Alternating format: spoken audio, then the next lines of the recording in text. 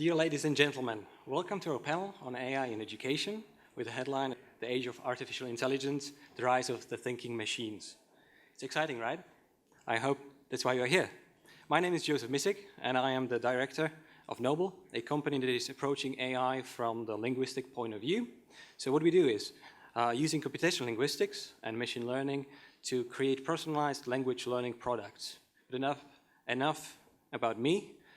You are here perhaps because you're wondering how come that smart technologies have already transformed so many parts of our lives, from how we network, select a movie to watch or book a taxi. And you might be naturally thinking education will follow, and that we will learn and teach will be transformed. So how far is this digital transformation? What role will AI play in the education of the future? Will it be AI-driven or not so much? What are the limitations or misconceptions about AI, especially in education? So those are the questions we'd like to answer today with our panelists. So let me introduce our first panelist, Mats Holmen, founder of Bibblio from the UK. Mats Holmen is the CEO and co-founder of Bibblio. He and his team are harnessing natural language processing and AI to help publishers enrich their metadata and improve how it's recommended and discovered.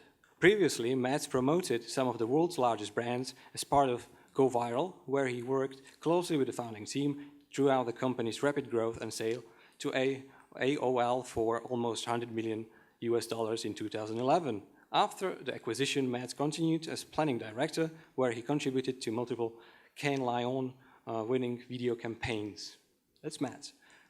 Our second panelist is Satya Nitta, program director of IBM Watson from the United States. Mr. Nitta is currently the worldwide leader and program director of the Cognitive Sciences Education Technology Research Department of IBM Research, which he envisioned and built from the ground up. His global team invents and develops technologies of the intersection of cognitive neuroscience and cognitive computing and employs multiple techniques in fields ranging from machine learning, natural language processing, virtual and augmented reality to experimental and computational neuroscience. He was named one of the IEEE Spectrum Innovator of the Year in 2008 and also won an IEEE Spectrum ACE Award for Technology of the Year in 2008. And our last panelist is Hongbin Zhuang, CEO and co-founder of Emotech from China. Hongbin Zhuang is a co-founder of Emotech, a London-based startup building a personal robot called Ollie. Previously, Zhuang was the product director and chairman of product committee at renren.com. He assisted it to become one of the largest social networking sites of China and also facilitated its New York Stock Exchange IPO in 2011. He graduated from UCL with a distinction on the degree of Master in Human-Computer Interaction and Ergonomics, and strongly believes that the revolution of human-computer interaction will make a better world. Now, we should be showing a very nice video of the product of Hongbin. So please, you guys in the back, if it's possible, could you show us the video? Thank you.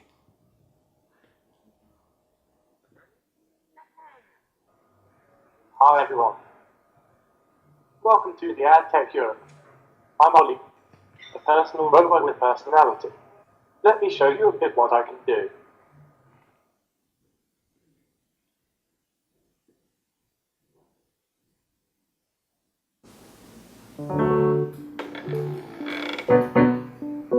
Good morning, John. It's 7 AM. The weather is great. Perfect for a run. Get up.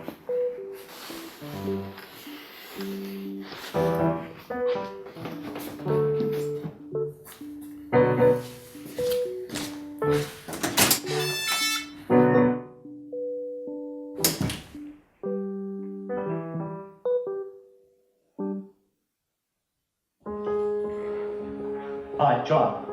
It's 8 o'clock. I will play the morning news. Welcome to the latest global news recorded at 14 hours GMT on Wednesday the 20th of January. I'm Oliver Conway with a selection of highlights from across the BBC World Service. Coming up, militants.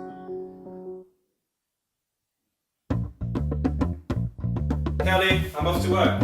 Have a good day. Don't forget your umbrella. It will be raining later. Thanks. Want to know more? Please.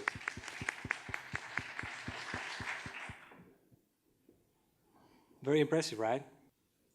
So as you can see, we have 3 different panelists. The expert from IBM Watson, a software startup, and a more hardware startup. So, could you share with us a quick introduction to your organization and how AI fits into the picture? Could you start, Satya, please? Thank you, Joseph. So I work at IBM Research, so IBM itself over the last 5 years has invested enormously in AI and AI technologies after we won the Watson Jeopardy competition. But our investment in AI goes much deeper, back to the mid-80s and the early days of AI and expert systems. We started a significant program in IBM Research. It culminated in the 1980s, in the late 80s, with IBM Deep Blue beating Garry Kasparov in a chess match. It's the first time a computer actually beat a human. And since then, we've continued deepening our investment in AI, and primarily focusing in machine learning and natural language processing. 2006 is when we started a very significant program in trying to understand language almost at a human level of comprehension, and that culminated in the Watson system that won Jeopardy in 2011.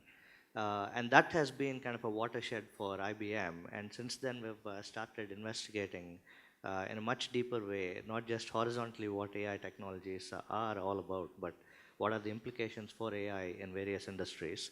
And the first industry that we focused on is healthcare. And we spent the last 4 or 5 years in healthcare, and over the last couple of years, we've been looking at other industries, finance and supply chain and education. So my role at IBM is to be the guy who figures out with a fairly large team what the implications of Watson and natural language processing and AI in general are for education, and what are some applications. Matt, what's your take on it? Sure. So Bibblio is a B2B platform, and we basically help educational content owners and platforms with natural language processing and machine learning. So on the one side, you can push your resources to us, and we will we work together with IBM Watson. So that's an interesting little overlap of the panel. But we work with a number of other partners to create a sort of continuous flow where you can just push your assets in and actually get a deep semantic understanding of the concepts underlying that content. So really going from understanding the language to understanding what is really the meaning behind it. And for me personally, it's been a journey, as I said, from sort of the advertising industry to the education industry. I got very fascinated about actually initially the machine learning side of it, so recommender systems. How do algorithms decide what we see on the internet today? You know, the majority of all the content you see now is actually decided by a human, by a computer, not a human. And I was very interested with what are the sort of society implications of having computer editors, or people making editorial decisions for us. So that was what Bibblio is sort of set out to do. And on the one side, people can push their assets. On the other side, we can do recommendation or help people do better recommendations for learning. So not quite adaptive learning, because I prefer to see personalization as one dimension of that, and we can talk more about that later. But we take a hybrid approach, so looking at both the content and the person. And that's really the essence of Bibblio. Thank you. Nice point about the implications of AI. I think that's something we'll touch later in the panel.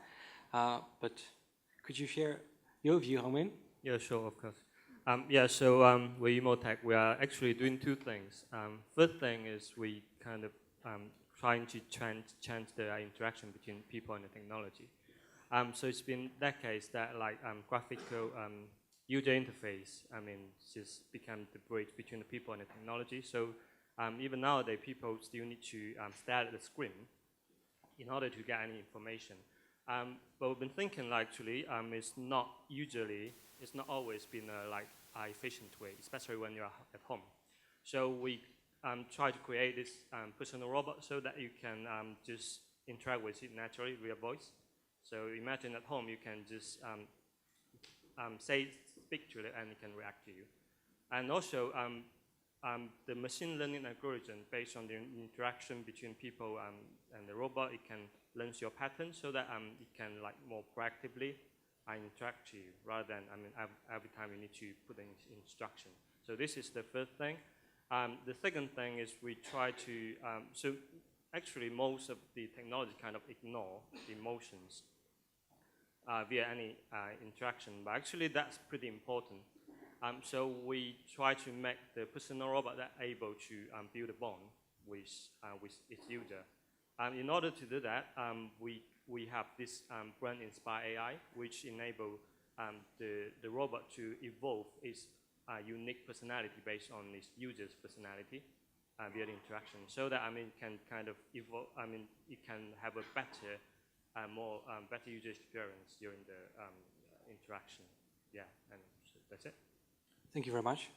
We heard about 2 promising applications of AI in practice from the software point of view and the robotics point of view, however you like.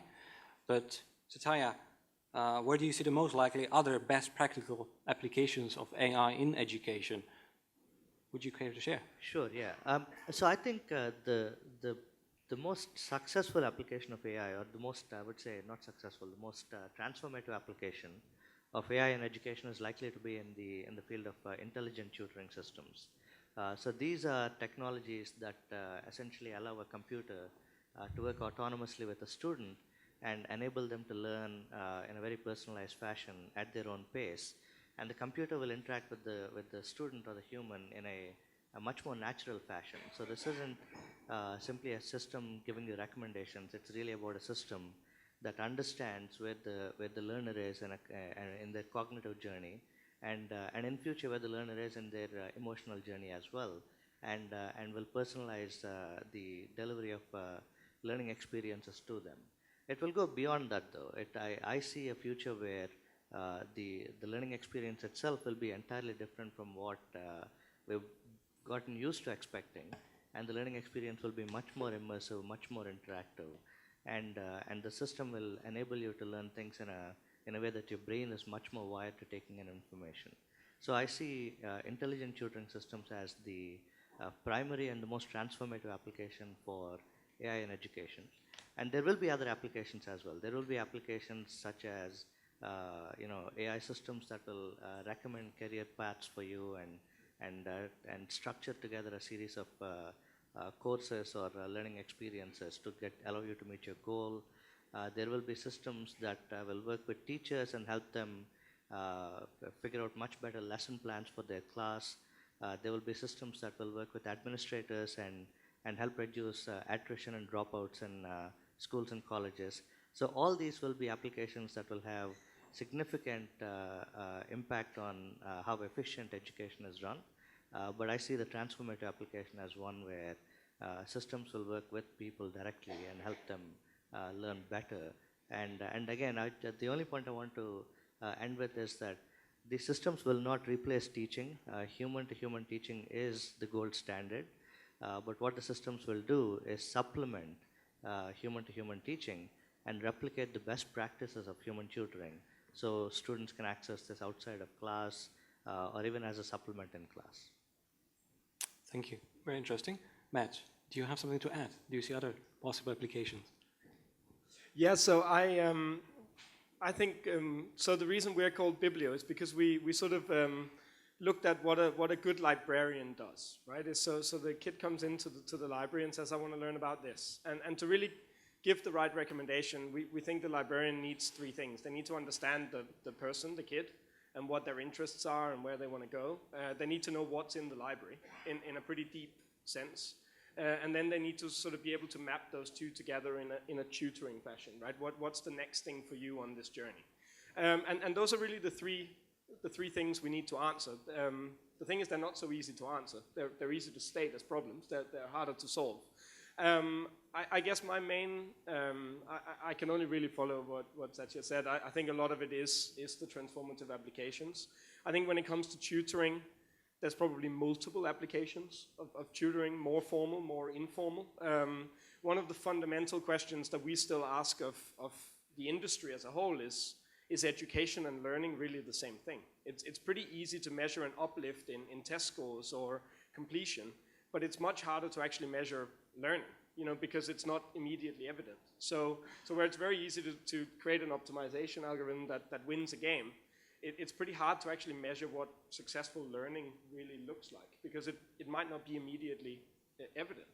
So that's one of the, I suppose, a little bit more of the challenges. I agree that this will be the main transformations, but I think we'll see bumps on that road. We'll see people chipping away at different parts of that problem before we get to the very core of it. And yeah, I can only resound your admiration for teachers. I don't think teachers are going away anytime soon, which is why we at Bibblio focus more on sort of self-determined learning and informal learning and lifelong learning, because that's really where we, at the moment, as people, don't have a teacher available to us. Thank you. Hongbin, we saw your product. There's also a lot of happening, for instance, with virtual reality. Is there something else you see very important to share on applications of AI in education? Okay, so first of all, I quite agree that, for example, like machine learning AI can actually improve lots of the efficiency and effectiveness from teaching. And also, I think actually AI can serve as a bridge between the teacher and the students. On the teacher side and also the students, I think information overload is obviously like one of the bigger and bigger issue nowadays. Like you got lots of information, but you really don't know which part you really need to focus on. And also personalization, that's also a pretty good technique to solve this kind of issue. But actually, another aspect I think AI can do a lot is about like become a companion, learning companion. It's just more like, for example, like a teacher to the student, they're not just teaching skill, knowledge, they also try to motivate the students. And also a lot of research showing that this kind of emotional interaction, motivation actually can come up with a pretty good performance in terms of the learning. And so actually as the product we were developing is like always there in your home, so that this kind of embodiment technology can try to create a bond between like the robot and maybe the students, the kids, and so that, I mean, it can, based on catching for example, the interaction, the emotional feedback, so that it can kind of learn a better pattern, and so that know what is the right timing to trigger or what kind of information or the learning scenario. And also, it can, actually, it can teach in the contact.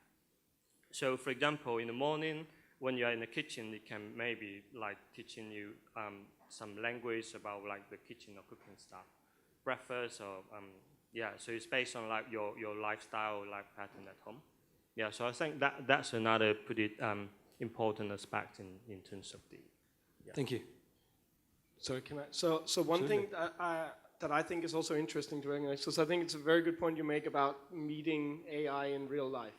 And I think when it comes to AI in education and learning, we have to remember that most people really meet AI in some form or the other every day, right? Your Facebook newsfeed, your Netflix application, that's all recommender systems that really are built on this technology. So we also have to really recognize that education and learning doesn't live in isolation. So when users start to take their expectations from Spotify and Netflix and Facebook into the world of learning, it's kind of like an arms race, right? We have to become more motivating and engaging as well, because otherwise, relatively, education and learning loses out to other types of, as I always say, we only have a finite amount of attention.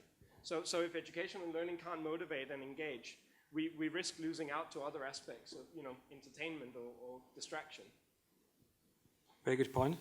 I always like when the panel goes into a little bit more the limitations or the problems. And that's where I would like to go as well, as next. Where do you see some more limitations or problems, issues? We touched a little bit before the panel on understanding of AI, because from also my work, what I see often is misconceptions, or people expect magic, while AI is not really magic. It's just artificial intelligence. Would you like to comment on that? Yeah, so, and I'm sure my colleague here will have some more comments to that too, so I'll keep it relatively brief. I think my feeling now is that that we're very far away from true intelligence. When we see a scenario like Google and Go, we have to remember that it's still relatively easy to optimize towards winning a game, because success is very clear. So it's actually a very relatively straightforward optimization task. When it comes to learning and education, as I said, the core problem is actually, what does success look like? And I think we're very far away from having answered that question cognitively. So actually, in some ways, we're limited in the domain of machine learning and AI by what we know about learning in general. Because actually, we're beginning to run into this fact that we don't really know how people actually learn, right? We can see when people get better test scores, but we haven't really untangled what actually happens. So I think those two things have to go hand in hand. And I think people tend to forget the second part, that actually until we really understand humans and the world and how we learn, we're going to be blocked in our advancement by that. So that's probably my main sort of take on limitation. So I've been told in preparation for this panel that if I disagree with the panelists, it makes for a more engaging panel. So I'm going to disagree with only a minor point that Matt's made, which is I actually think the winning Go or defeating Kasparov or Jeopardy are actually not simple optimizations. They are actually enormous challenges in AI, and that in itself, in a sense, actually explains the limitations of the discipline. So in every application today where AI has been very successful, whether it's Google winning Go or driverless cars, Watson winning Jeopardy, or even something as simple as recommender systems, the applications were very heavily fine-tuned, and that's actually one of the secrets of AI that people don't really talk about outside of the field. There's a tremendous amount of optimization and fine-tuning done for that specific application for the algorithms to work efficiently and at a very high success rate. And that's a major limitation. So there's a very huge contrast between biological intelligence, which is what we all have and what the animal kingdom has, and artificial intelligence, which is essentially just mimicking very specific attributes of intelligence to do very specific things. So at this point, there's absolutely no suggestion in the technical field from anyone who really knows the field that doing something very specific like answering questions or driving a car is indicative of larger intelligence that's present, because there is actually no idea, there's absolutely no idea that we have about how intelligence itself works in the brain. Which brings me to the next point Matt's made, which is education and learning are not the same thing. And in fact, how does learning happen? And how do we know that learning was successful? In fact, cognition and intelligence are two of the most complex things that we ever do as humans. And at this point in time, while dramatic advances are being made in neuroscience, especially at the brain behavior level and the connectome level, a deeper understanding of intelligence is elusive. So consequently, trying to build systems that really understand humans and that mimic humans and can essentially teach you in better ways is quite a challenge. It is more challenging than Google winning Go or Watson winning Jeopardy. But even those were actually very difficult feats in the first place. So what we have in front of us is possibly a 20, 30-year journey to start to understand what effective learning experiences are all about, and then using AI techniques to build these effective learning experiences. So that's kind of the major limitation in my mind. Thank you. Hongbin, do you see also some limitations? Especially what I would like to ask you is potential fear of AI when people come in contact with it, especially maybe through your product. Can you see something? So I think, as you can see on the video, it's not that creepy, right? I mean, the robot we're building. So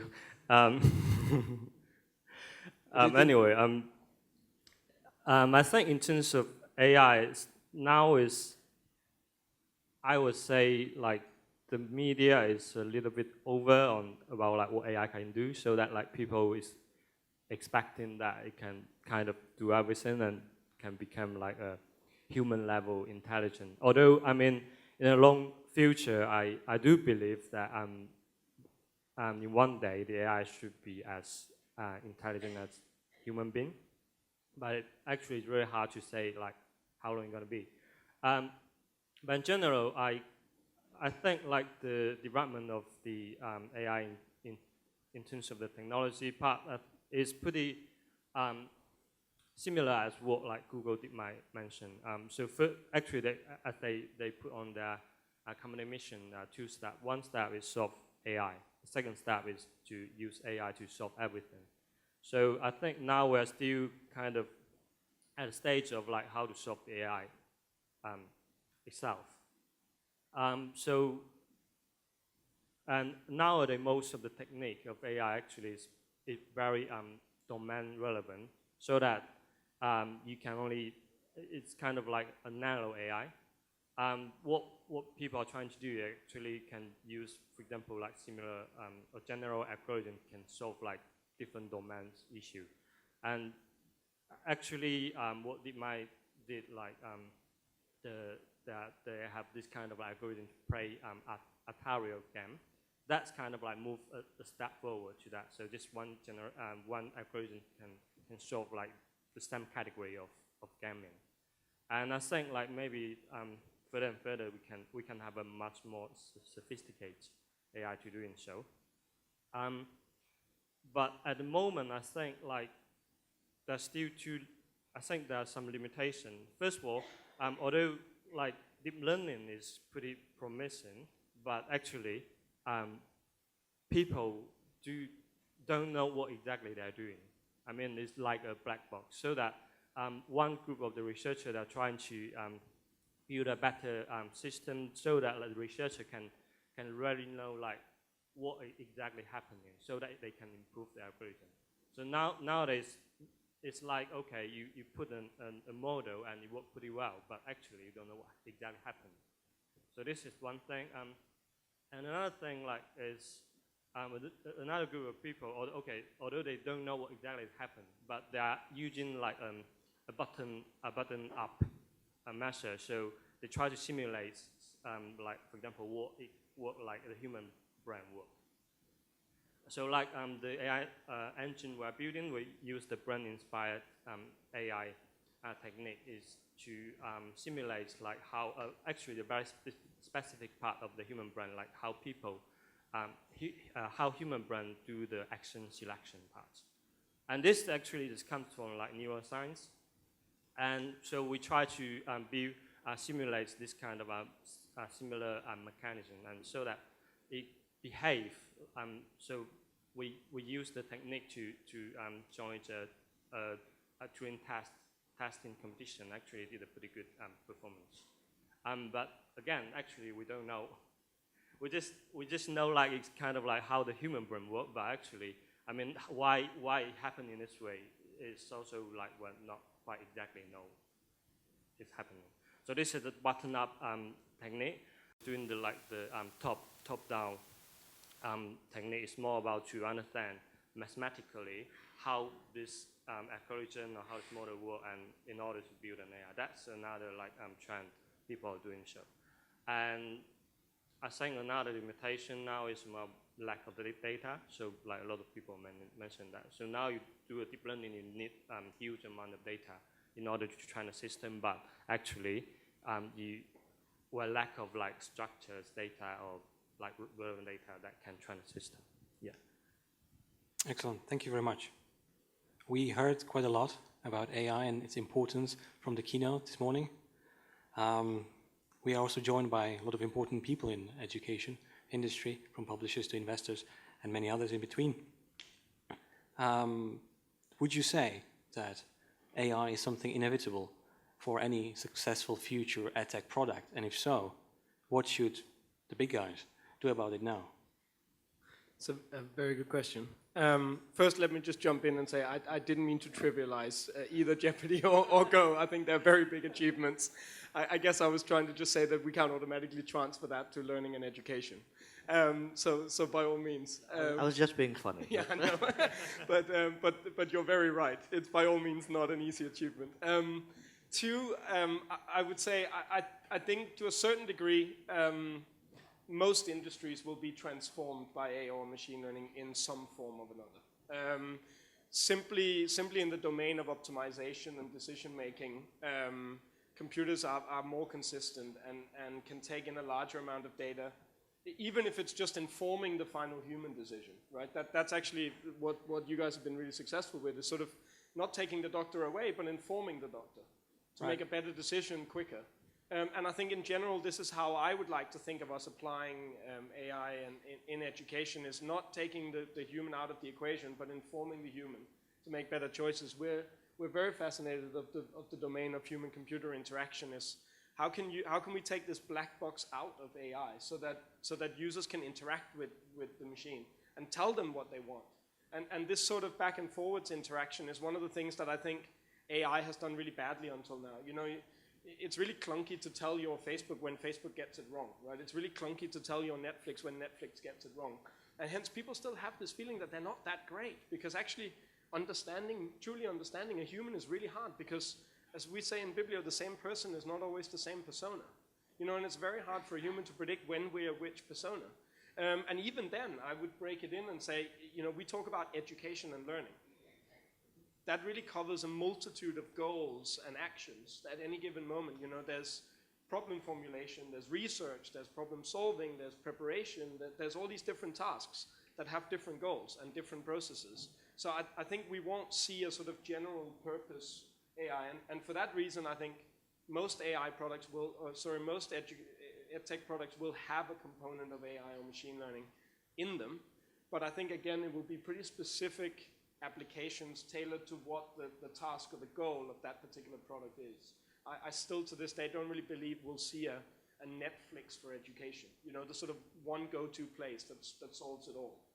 I just think education is too varied and too diversified and too big for that to ever happen. So it consists of a lot of small components that will work together, perhaps.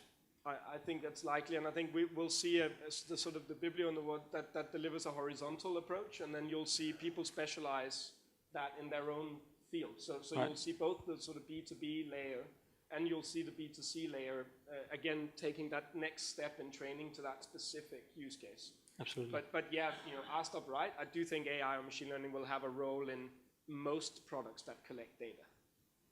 Do you agree? Yeah, no, I totally in violent agreement. So I want to turn the question around. Is AI inevitable? I don't think it's not that it's inevitable. It's necessary. What we forget is we live in a time which is utterly different from what it was 20 years ago. The internet has changed everything. In particular, the access to information, the amount of data we generate, it's actually mind-boggling. And we need tools. So really, AI is just a tool. We need tools to make sense of all this data and all this information and to personalize it to us, right? So as a very good example, in healthcare today, which is where, you know, IBM has spent a significant amount of investment trying to understand the discipline and figure out what AI could do. In healthcare today, on an average day, the amount of data that's generated is in the terabytes, and the amount of information that's generated is in the terabytes. Consequently, if you're a physician, let's say you're an oncologist, cancer treatment specialist, the notion that there is a specific regimen or a cocktail of drugs that was discovered for colon cancer with a specific mutation, and the notion that could work for a completely different type of cancer with the exact same genetic mutation, and the notion that this will work and this will transfer, and the information that this is happening is enormously valuable in saving a patient's life, right? And the only way they can do that is because of the amount of publications and the fact that there's a few terabytes of data generated and publications generated daily. The only way they can do that is through computing and is through AI. That's a classic example of how important it is to use these tools to make sense of this vast quantity of data that exists out there. Similarly, in education, humans produce signals all the time. So for a college, understanding who's likely to drop out, right? Today it's a black box. I don't know who's likely to drop out. But if I start reading all the social media posts, I start reading people putting intent on Facebook or on the internal blogs. I look at patterns of their assessment scores or their background. The notion that I can then figure out well in advance who's likely to drop out and then do something to keep them in college so they have a more successful journey in life is another great example of what AI could do. So AI is not inevitable, it's necessary. And it'll be there everywhere. It'll be there in intelligent tutoring systems, it'll be there in recommender systems for administrators, it'll be there for teachers as they look to personalize lessons. So I do see in the very near future, in the next 5 to 10 years, this happening at scale. And another prediction I'm happy to go out on a limb and make is that people who understand machine learning and who will use that to build these applications, they will be as common as Java programmers are today. And that's the shift that I see also happening as the demand for these kinds of tools and techniques grows exponentially. Thank you. I would like, because we're running out of time, to pose also some questions from the audience. If the organizing team could also put the questions up again on the screen, so you can also see them. There is one which got 7 likes. That's the one I'm going to select first. So research increasingly shows that context is so important and currently the missing link in adaptive learning technologies. How do you engage with context? How do you deal with context in learning? It's the one down there about context. So how do you engage with context in learning? Can you analyze that? Yeah, no, absolutely. I think that's a great question. I mean, so and kind of the reason behind the question is today's adaptive learning systems, while they're a great start and they do build on a lot of work that happened previously in the intelligent tutoring community, they're still very limited. The only thing they're really doing is taking a multiple choice response or some response and then recommending the next learning item. But context is really about understanding a user's cognitive state, their emotional state, and the best way to determine that. So how do people do it? And I'm a great teacher, and I'm watching a student trying to understand a particular piece of learning. I'm observing their behavior. I'm observing a lot of cues that they're giving to me. I'm observing them asking me questions, and I'm then trying to relate the new knowledge to what they already know in a very Vygotsky sense. The ability for a computer to do that is still somewhat limited, but that is the next frontier. Adaptive learning, where I'm simply recommending something for you to read in a very context-independent, kind of blind fashion, will only be effective to a certain extent. Where you'll see great gains in efficiency and effectiveness is when you start understanding both the affective and the cognitive states of the user, and there's a real natural language interaction between the user and the system. Can I just quickly add to that and say I think there's a similar context on the content side. So really understanding sort of the map of knowledge, because knowledge is ultimately created through language, and people take it in via language. So again, the natural language component is actually very important for understanding the context of the content. And I think that's another area where we can make a lot of advances is if you can show, I had a university professor tell me that really what I'm trying to do when my students come into the lecture hall over the course of our semester is I'm trying to take the map of knowledge that I have in my head and get it into their head. The problem is I don't have the map. So I'm basically, every lesson I'm coming at the map with language. But really what we're looking into too is sort of how can you actually visualize that map to the student so that you can allow them to navigate context.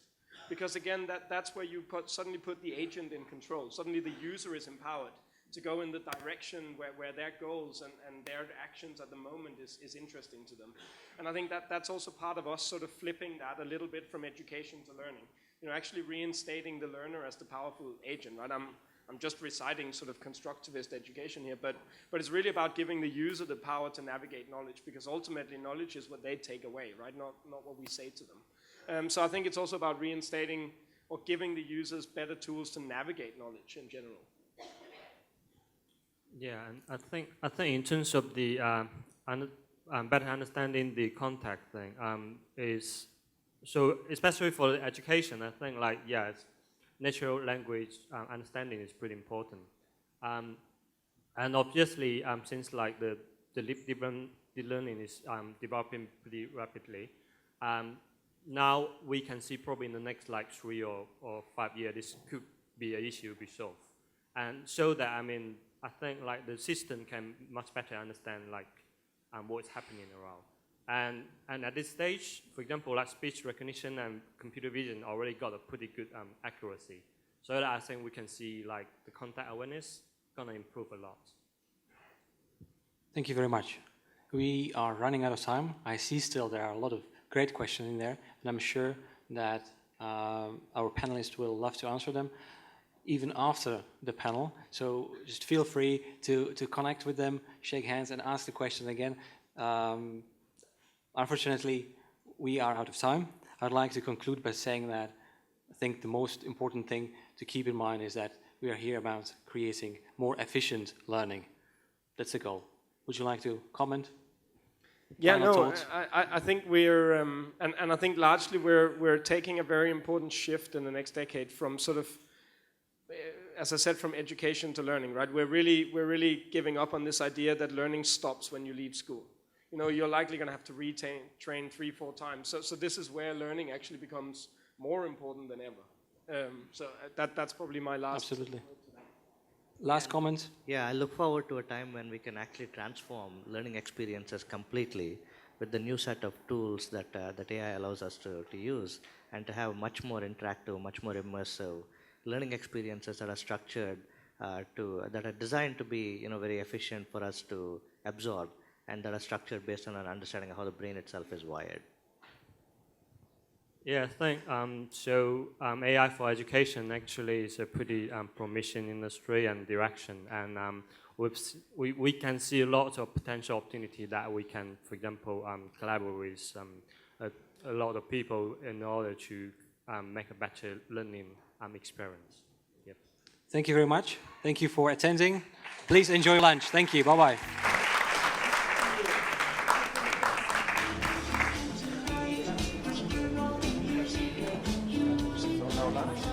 Ja.